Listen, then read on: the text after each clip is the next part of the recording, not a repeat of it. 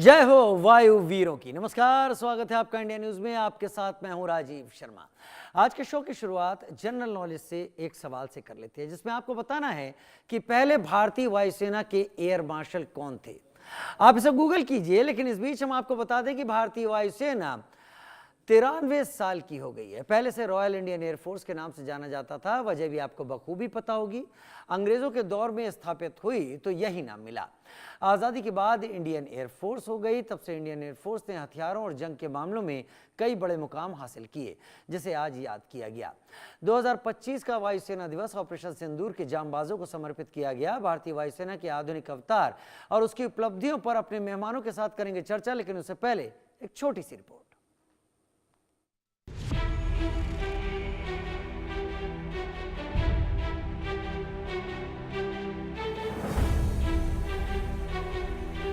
Rafale,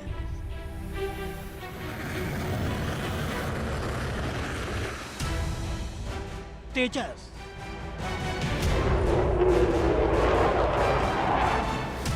Jaguar,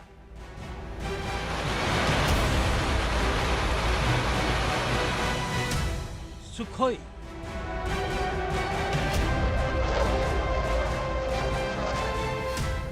Hercules,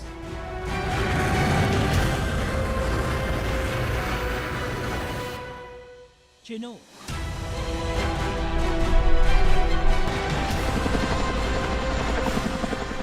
ऐसे न जाने कितने जेवरात हिंदुस्तान की हवाई सेना के बेड़े में हैं, जिन्हें देखकर दुश्मन के सीने पर सांप लौट जाए। ये भारतीय वायुसेना की ताकत है, जिसके आगे अच्छे अच्छे देश पानी भरते हैं। हवा को चीरते हुए जब ये दुश्मन की तरफ बढ़ते हैं तो खौफ के मारे दुश्मन के पैर जम जाते हैं, और फिर जो होता है उसकी तस्वीरें इस समय भी गूगल मैप पर देखी जा सकती हैं, जो पाकिस्तान के नक्शे पर दर्ज हैं।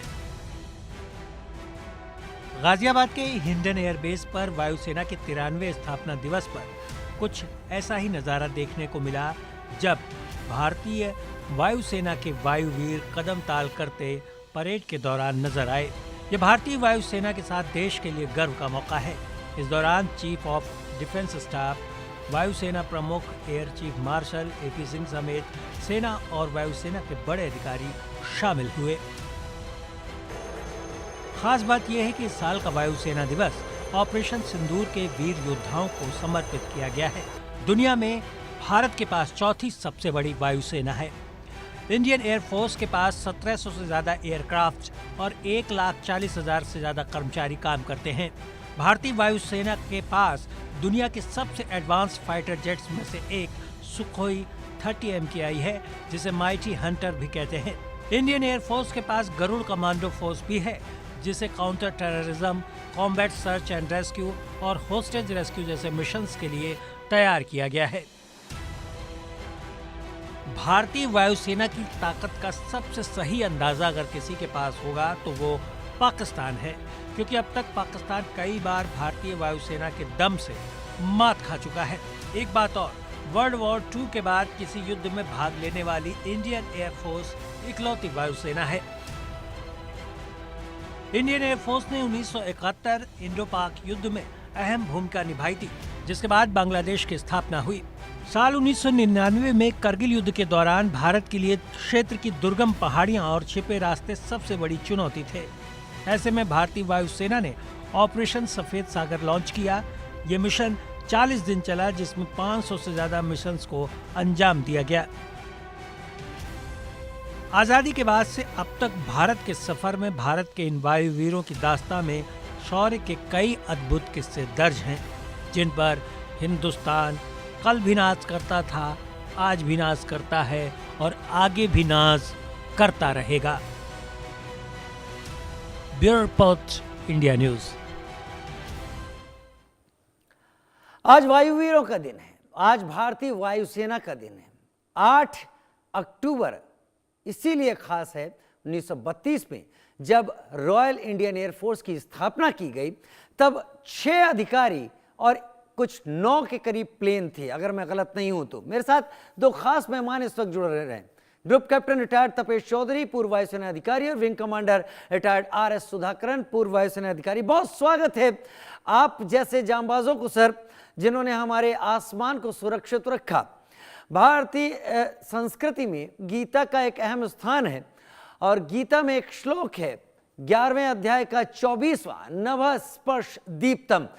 ये 3 शुरुआती शब्द लिए गए जो कि भारतीय वायुसेना के उस आदर्श वाक्य को परिभाषित करते हैं जब अर्जुन भगवान कृष्ण के सामने थे और उन्होंने अपना विराट स्वरूप दिखाया, तब अर्जुन को कहना पड़ा कि आसमान की ऊंचाइयों पर दीप्तमान आपका जो रूप है ये सबसे ज्यादा विराट है। यही 3 शब्द भारतीय वायुसेना यानी इंडियन एयरफोर्स का एक तरीके से हौसला बढ़ाते हैं।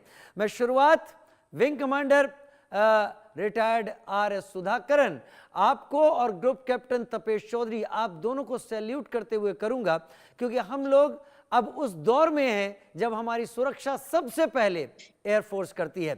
ग्रुप कैप्टन तपेश चौधरी, वायुसेना दिवस, आपका दिल क्या कहता है? आज कोई टेक्निकल सवाल नहीं। Thank you Rajiv ji, good evening and good evening to all viewers and co panelist. आपके चैनल के माध्यम से आपको और हमारे देश के सभी लोगों को इस वायुसेना दिवस की बहुत बहुत बधाइयाँ। बहुत बहुत शुभकामनाएं। और मैं ये उम्मीद करता हूँ कि एयरफोर्स हमारी जैसे हमने ऑपरेशन सिंदूर में कमाल दिखाया था, ऐसे ही और आगे फ्यूचर में कमाल दिखाए और ग्रो करती रहे। और 1932 के बाद से आज तक एयरफोर्स ने बहुत लंबा सफर तय किया है। जब हम उस जमाने की बात कर रहे हैं कि जब एयरफोर्स इतनी इम्पोर्टेंट नहीं थी, फुट पे जो आर्मी मार्च करती थी वो इतनी इम्पोर्टेंट होती थी, but because of its reach air force लंबी दूरी तक पहुंच सकती है, कम टाइम में पहुंच सकती है। और एयरफोर्स एक इम्पोर्टेंट फोर्स बन के रही वर्ल्ड में, क्योंकि जनरली इसीलिए फर्स्ट रेस्पॉन्डर होती है और टेक्नोलॉजिकली इंटेंसिव फौज है। और इसलिए एयरफोर्स जो है इम्पोर्टेंट फैक्टर हो गई है। इट्स नॉट दैट कि army navy are not important, सबकी अपनी अपनी वैल्यू है, but because of air force reach and the shorter time it can strike, air force बहुत इम्पोर्टेंट फोर्स है। तो मेरी तरफ से सबको बहुत बहुत बधाई। ये देश ना वीरों का देश है एक्चुअली, शुरू से ही। अगर आप पुरानी हिस्ट्री भी उठा के देखेंगे तो शायद हमने कभी ही कोई वॉर हारा होगा वीरता में कमी की वजह से, सिर्फ जयचंदों और कुछ गद्दारों की वजह से किसी ने हारा होगा। लेकिन इसीलिए आज की डेट में वो चीज अगर एप्लीकेबल नहीं भी है तो टेक्नोलॉजी कितनी भी अच्छी हो, मशीन कितनी भी अच्छी हो, फोर्स कितनी भी अच्छी हो, और आपके पास एवियोनिक्स, वेपन्स और कुछ भी सब कुछ अच्छा हो, लेकिन it is a man behind the machine. उसकी ट्रेनिंग, उस मैन का, जो आदमी उस वेपन को चला रहा है, उसके पीछे का जज्बा, वो हिंदुस्तान में सबसे ज्यादा है। हम लोग अपनी भारत माता के लिए लड़ते हैं। दुनिया में कोई ऐसा देश नहीं है जो अपने देश को भारत माता कहता हो, और जब उसकी भारत माता पे संकट आता है तो फिर ये जो जज्बा है ये 100 गुना हो जाता है। इसलिए शायद हम गर्व से कह सकते हैं कि हमारी टक्कर लेना या हमसे टक्कर लेना कुछ आसान काम नहीं है राजीव जी। वाकई कुछ आसान काम नहीं है जो आप बता रहे हैं। और आसमान में जाकर देश के आसमान की हिफाजत करना और उसके जरिए जमीन पर मौजूद अपनी फोर्स को मदद देना। मुझे याद आता है एक फिल्म का वो डायलॉग जो एक कलाकार ने बोला था, हम ही हम हैं तो क्या हम हैं, तुम ही तुम हो तो क्या तुम हो। और शायद उस वक्त वो इस परेशानी में भी था कि उसका विमान रात में लड़ नहीं सकता था। लेकिन दर्शकों, अगर आप लोग गूगल करें, मैं गूगल इसलिए बोल रहा हूं कि हमारी याददाश्त अब बहुत छोटी हो गई है, आप लोग गूगल करें और उस लड़ाई को देखें जब भारतीय वायुसेना के एक जांबाज निर्मलजीत सिंह सेखों ने अपने नेट के जरिए पाकिस्तानी सैबर को किस तरीके से पछाड़ा था और अकेला परमवीर चक्र हासिल किया था, तो आप भी गर्व से भर उठेंगे। विंग कमांडर RS सुधाकरन, वायुसेना दिवस पर आपके दिल के विचार पहले। बहुत शुक्रिया। इस बहुत ही महत्वपूर्ण एक दिन जो है वायुसेना के कैलेंडर में, उस दिन मुझे ये मौका देने के लिए कि मैं देशवासियों को आपके माध्यम से भेंट कर सकूं और अपनी जो विचार है वो व्यक्त कर सकूं। बहुत बहुत धन्यवाद इसका, और आपको भी बहुत शुभकामनाएं। बहुत शुभकामनाएं सर। क्योंकि ऑपरेशन सिंदूर में जो वायुसेना ने जो पराक्रम दिखाया है, तीनों सेनाओं ने दिखाया है, लेकिन जो वायुसेना ने खासकर जो पराक्रम दिखाया है उससे मेरी छाती बहुत गर्वान्वित हुई। क्योंकि जब बालाकोट चला था तब मैं ऑप्स रूम में था, और हम शायद उन दिनों में उतने खुश नहीं थे, क्योंकि बहुत सारी चीजें जो नहीं होनी चाहिए थी वो हो गई थी। जैसे अभिनंदन वर्तमान उस तरफ चले गए थे, फिर उनके वजह से हमें युद्ध को रोकना पड़ा, और यहाँ पे भी हमने अपने ही जहाज को गिरा दिए थे कंफ्यूजन में। तो ये सब एक प्रोफेशनल फोर्स के लिए एक अच्छा साइन नहीं था उन दिनों में। लेकिन ऑपरेशन सिंदूर में जैसे हमने उनकी धुलाई की, वो भी 3 दिनों के अंदर उनको घुटने टिकवा दिए, तो वो एक मतलब मैं सोच रहा था कि मुझे शायद वर्दी में होना चाहिए उस टाइम पे, बट लेकिन हर चीज का अपना एक वक्त होता है। और आज मुझे खुशी है जब मैं पिछले अक्टूबर 8 और इस Once a अक्टूबर 8 soldier, के बीच में always a soldier, Wing Commander R.S. Sudhakaran. इन दोनों अक्टूबर 8 के बीच में जब मैं ये सिंदूर जो हमारे माथे पे चमकता हुआ जो मैं देख रहा हूं, तो मुझे बहुत खुशी मिलती है और गर्व का महसूस होता है। और इसमें हमें 2-3 चीजें और ये याद रखनी है कि ये बहुत जो परिश्रम किया है वायुसेना ने, उसी का नतीजा है कि हम ऐसे फ्लाइंग कलर से उभर के आए। लेकिन ये चेतावनी भी है कि हमें उसी लेवल का परिश्रम, मेहनत, सूझबूझ और इन्वेस्टमेंट करनी है अपनी टेक्नोलॉजी बिल्डिंग में। अभी मिग-21 आपने देखा होगा कि हाल ही में उसको हमने विदाई दी थी, तो 2 स्क्वाड्रन हमारे लगभग कम हो गए हैं। तो हमारी जो स्टेशनड जो सैंक्शनड स्ट्रेंथ है वो लगभग 42 स्क्वाड्रन है, और हम 29 के आसपास हैं। ये देश के लिए अच्छी बात नहीं है, हमें बहुत जल्दी उसकी भरपाई करनी है। और न सिर्फ हमें जहाज ही खरीदना है, हमें ये देखना है वो तकनीकी रूप पे कारगर रहे। जैसे अभी एडवांस इंटेलिजेंस सिस्टम्स जो आ रहे हैं, नेक्स्ट जनरेशन सिस्टम, और खासकर चाइना इसमें काफी आगे बढ़ा हुआ है, यूएस तक को उसने चुनौती दे रखा है, और ये हमारे लिए बहुत अच्छे संकेत नहीं है। देशवासियों को, पॉलिसी मेकर्स को और राजनेताओं को इस बात का संज्ञान लेना चाहिए। और ये ऐसा नहीं है कि हमने 100 और रफेल खरीद लिए और हम उतर जाएंगे मैदान पे। और जब ये मेरे पुराने जो पैनलिस्ट जो कह रहे थे कि मैन बिहाइंड द मशीन, बिल्कुल सही कह रहे थे, लेकिन एआई के युग में जो मैन है वो उतना कारगर साबित नहीं होगा। ये एक हकीकत है, बहुत लोग इसको मानते नहीं है, बट मानने ना मानने से कुछ नहीं होगा।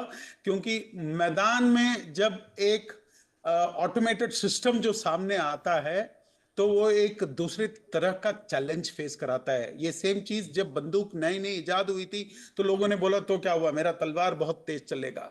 वो जो तलवार चलाते थे उनकी हुनर पे उनको नाज था, मैं मना नहीं कर रहा हूं, लेकिन बंदूक आज तलवार है ही नहीं मैदान में। जैसे घोड़े गायब हो गए, एग्जैक्टली तो जैसे आर्मर्ड सिस्टम्स के अगेंस्ट में घोड़े गायब हो गए, उसी एवोल्यूशन कर्व को मद्देनजर रखते हुए इंसान का बैटलफील्ड पे जो रेलेवेंस है वो लगातार कम हो रहा है, एक्सपोनेंशियली कम हो रहा है। और चाइना को ये चीज पता है, मैन टू मैन वो हमें मैच बिल्कुल नहीं कर सकते, तभी वो ऐसी तकनीक विकसित कर रहा है जिसकी हमें मुकाबला करनी है। तकनीक की, टेक्नोलॉजी की जो मुकाबला जो है वो टेक्नोलॉजी ही कर सकता है, आप चाहे कुछ मर्जी कह लो।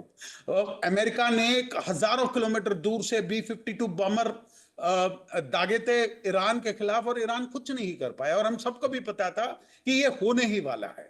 और जब तक देखिए हमें भारत माता की लाज रखनी है, उनकी अखंडता और एकता को बरकरार रखना है, और वो काम सेना का है।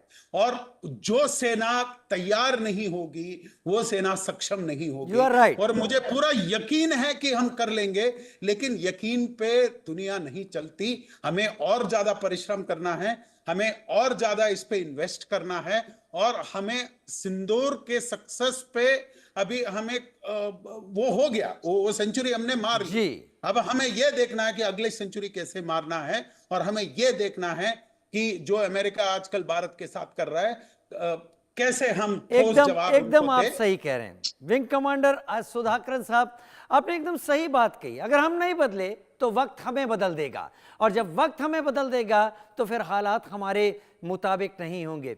विंग कमांडर व्योमिका सिंह के बारे में दर्शकों आप जानते होंगे, नहीं जानते तो आज मैं आपको वाकई नहीं बताने वाला, क्योंकि ये नाम आपको याद होने चाहिए। ये नाम जुड़े हुए हैं ऑपरेशन सिंदूर से। सोफिया कुरैशी, ये नाम जुड़े हैं ऑपरेशन सिंदूर से। ये सारे के सारे नाम हमारे देश की एक पहचान है। और जहां तक आर.एस. सुधाकरन साहब बात कह रहे थे, दर्शकों एक छोटी जानकारी आपको यह भी दे दें कि अब से ठीक 2 महीने के अंदर भारत का पहला अंतरिक्ष यात्री जो कि गगनयान में अंतरिक्ष में जाएगा, आप कहेंगे तो 2027 का मौका है। नहीं, यही बात जो आर.एस. सुधाकरन साहब कह रहे थे, हमारा देश लगातार तैयारी कर रहा है। और जो भारतीय अंतरिक्ष यात्री जाएगा वो ह्यूमनॉइड रोबोट होगा, उसका नाम व्योमनॉट्स होगा। जैसे अमेरिका में अंतरिक्ष यात्री को एस्ट्रोनॉट कहते हैं, रूस में कॉस्मोनॉट कहते हैं, तो भारत का व्योमनॉट होगा व्योम अंतरिक्ष।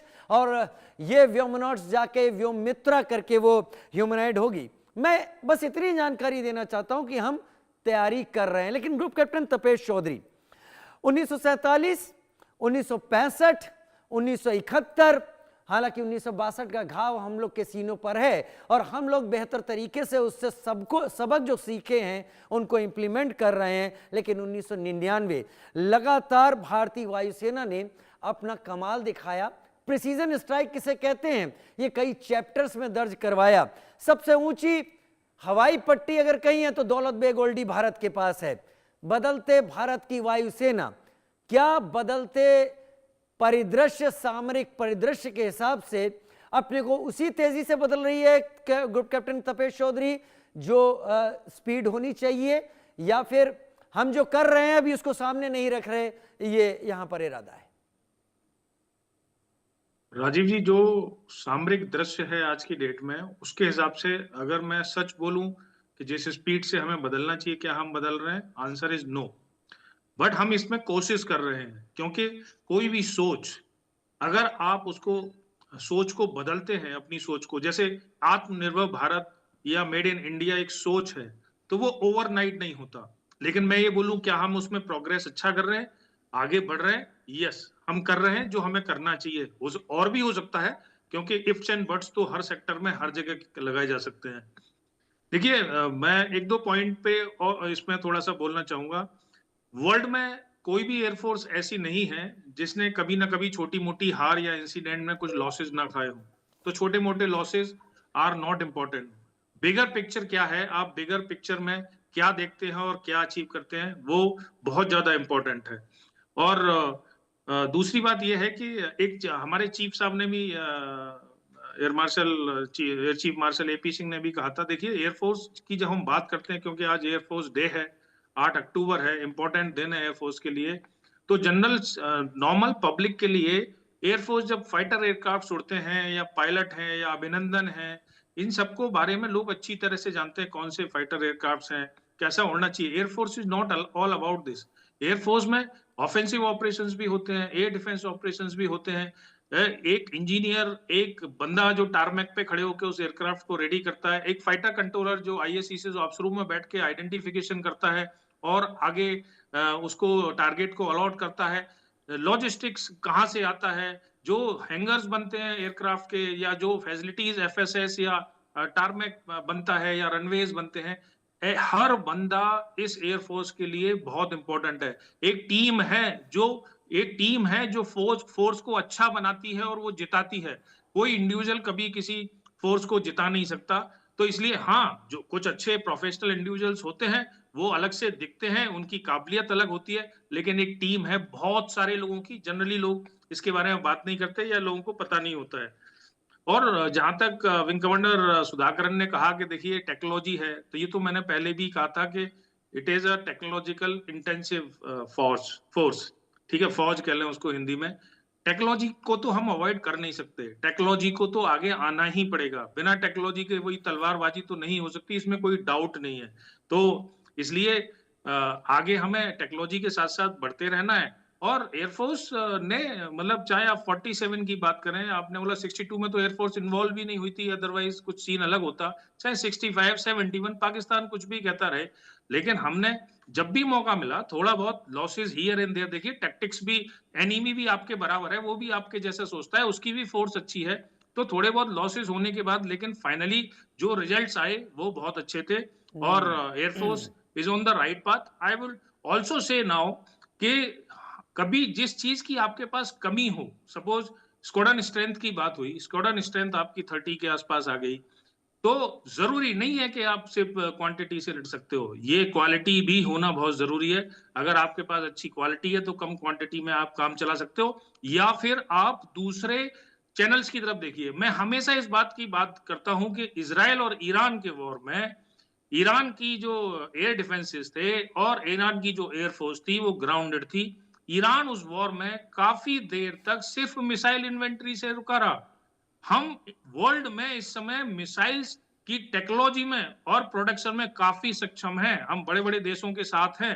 तो अगर हमारे पास वो चीजें नहीं आ पा रही हैं या हम नहीं डेवलप कर पा रहे हैं तो हमें अल्टरनेटिव्स पे फोकस करके उस गैप को फिल कर लेना चाहिए। और शायद हिंदुस्तान, इंडिया, भारत ये सोच भी रहा है और सब लोगों के दिमाग में है। जब मैं यहाँ बैठ के बात कर सकता हूँ तो बहुत बड़े बड़े माइंड और थिंक टैंक्स वहां बैठे हुए हैं, तो वो भी ये सोचते होंगे। लेकिन फिर भी ये बहुत जरूरी है कि हम अपनी मिसाइल इन्वेंट्री जिसमें हम सक्षम है उसको उस पर फोकस करें। और फाइनली तेजस और बाकी एयरक्राफ्ट है, ये थोड़ा गवर्नमेंट को भी सोचना पड़ेगा। और अच्छी बात ये रही कि ऑपरेशन सिंदूर की वजह से, देखिए जब तक कोई बड़ा इंसिडेंट नहीं होता है ना तो लोग उसके बारे में बात नहीं करते। ऑपरेशन सिंदूर हुआ तो ओबियसली इस पे काफी लंबे चौड़े डिस्कशन हुए होंगे, हमारी स्ट्रेंथ क्या थी, हमारी वीकनेसेस क्या थी, हम कहाँ कमजोर हैं। जैसे स्वान डोन्स आए उधर से तो हमारे और डिफेंसेस को और कहाँ फिल करना चाहिए, I have been part of such discussions. तो ये सब डिस्कशंस हो रहे हैं, तो जब भी कुछ ऐसा होता है अगर हम उससे करेक्ट लेसन लेके और टेक्नोलॉजी को इंक्लूड करके आगे बढ़ जाए तो उससे अच्छी कोई बात नहीं है राजीव जी। वाकई उससे अच्छी कोई बात नहीं है और मैं भी इस बात को समझता हूं, जीत जीत होती है, चाहे कितना भी अंतर क्यों ना हो, लेकिन अगर जीत हाथ में है तो सब कुछ गेम पलट देती है, वो एक अलग एनर्जी देती है कि हम आगे कैसे जा सके। लेकिन wing commander S Sudhakar sir, मैं आपसे ये जानना चाहूंगा कि हम 2047 विकसित भारत की बात कर रहे हैं,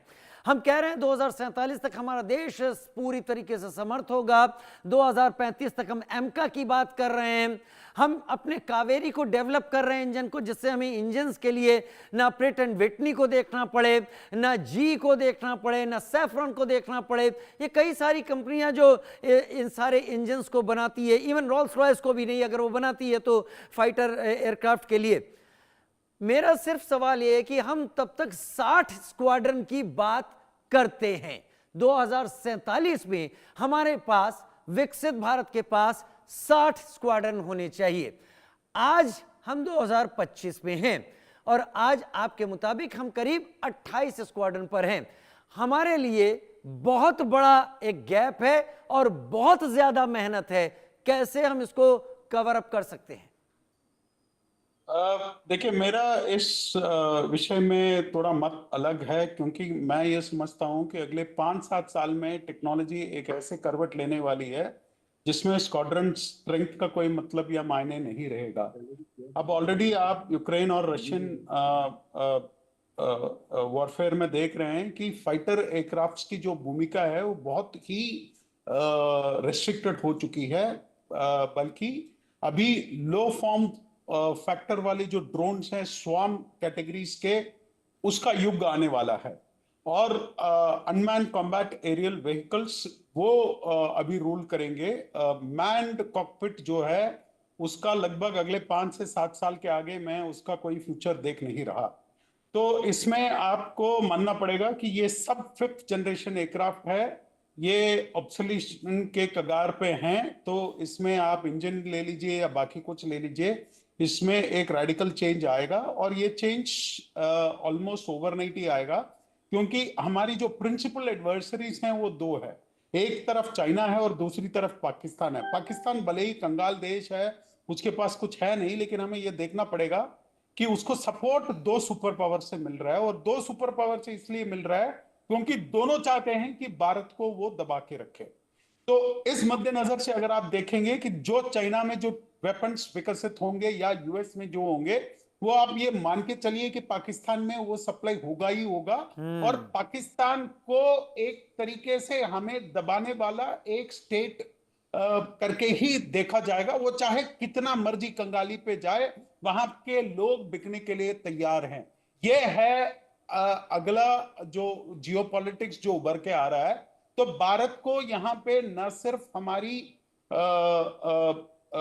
आर्म्ड फोर्सेस को टेक्नोलॉजिकली प्रूवन रखना है, बल्कि हमें इन्वेस्टमेंट भी देखना है। मैं आपको एक छोटा सा एग्जांपल देता हूं। हम 1000 करोड़ का एक प्रोजेक्ट एआई में लॉन्च करके बड़े खुश हो रहे हैं कि हमने बहुत कुछ कर लिया। देखिए, वो आप 100 करोड़ का भी करते तो भी आप खुश होते, लेकिन आपको यह देखना पड़ेगा कि दुनिया क्या कर रही है। आप यूएस में देखिए कि 10 गीगावाट का एक फैक्ट्री एक कंपनी ने अनाउंस कर रखा है, और चाइना के अंदर 1 ट्रिलियन के ऊपर का इन्वेस्टमेंट चल रहा है। और चाइना कहता है कि मैं एनवीडिया का चिप्स लूंगा ही नहीं। और इसका एक मतलब है वॉरफेयर में। अगर कल चाइना ह्यूमनॉइड का उन्होंने एक ओलंपिक्स ऑलरेडी कर रखा है, वो ये बिल्कुल एग्जिबिट नहीं करेंगे कि ह्यूमनॉइड सोल्जर लेवल कहां तक पहुंचा है। अगर कल एक ह्यूमनॉइड एक स्नाइपर वेपन लेके एक इन्फेंट्री का मुकाबला करता है, क्या हमारी इन्फेंट्री मुकाबला कर पाएगी? एग्जैक्टली मेरी आर्मी में जब मैं ये सवाल पूछता हूं, लोग ये बोलते हैं कि साहब ये होने वाला नहीं, सवाल उठाने चाहिए sir. Group captain Tapesh Chaudhary और आप दोनों, सवाल बहुत जायज है। सवाल उन ह्यूमनॉइड के भी हैं जिस ह्यूमनॉइड की बात मैं कर रहा था, व्योमित्रा के नाम से, जो अंतरिक्ष में इसरो भेजने की कोशिश कर रहा है। लेकिन जमीन पर हमें अपनी फोर्स को सेव करना है और हर एडवांस टेक्नोलॉजी को सामने रखना होगा। रुकना तो कतई नहीं होगा। लेकिन जैसी कि बात मेरी अक्सर तपेश जी से भी होती है, और सुधाकर साहब आपसे, और कई मेजर जनरल सीनियर रैंक के अधिकारी, कई इस बात को मानते और स्वीकारते हैं कि हम जो कुछ कर रहे हैं, ये जरूरी नहीं है कि हम उसके बारे में पब्लिश भी करते रहें। भारत यकीनन देर से आगे बढ़ा है, लेकिन भारत इतना भी पीछे नहीं है, और भारत समय के साथ अपनी मेहनत जारी रखे हुए है। हम उम्मीद करेंगे कि भारत सही लाइन पर है, और आप जैसे अधिकारी देश को मार्गदर्शन देने के लिए लगातार हमारे साथ है। बहुत धन्यवाद। वायुसेना दिवस पर आप दोनों को ढेर सारी शुभकामनाएं, देश को शुभकामनाएं। एक छोटा सा ब्रेक।